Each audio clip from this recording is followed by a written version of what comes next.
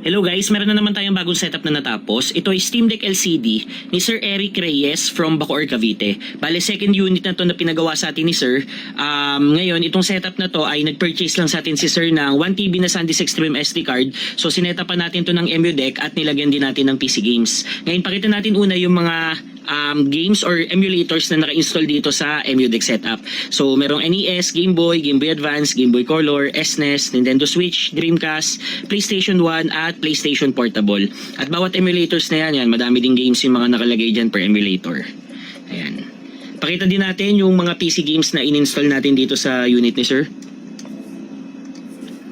Okay. So yan, ito yung mga PC games na nilagay natin. Ayan.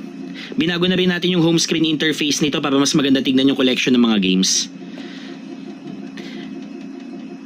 Then sa library, nilagyan na rin natin to ng mga streaming applications like yung Amazon Prime Video, Apple TV, Crunchyroll, Disney+, HBO Max, Netflix, Spotify, TikTok at YouTube. Bali yung setup dito, EmuDeck setup, PC games installation, tsaka streaming applications, in-installan natin to. Yan. Kaya kung interested din kayo sa ganitong setup at gusto nyo din magpa-setup ng Steam Deck nyo, message nyo lang kami sa aming page. Hello guys, meron na naman tayong bagong setup na natapos.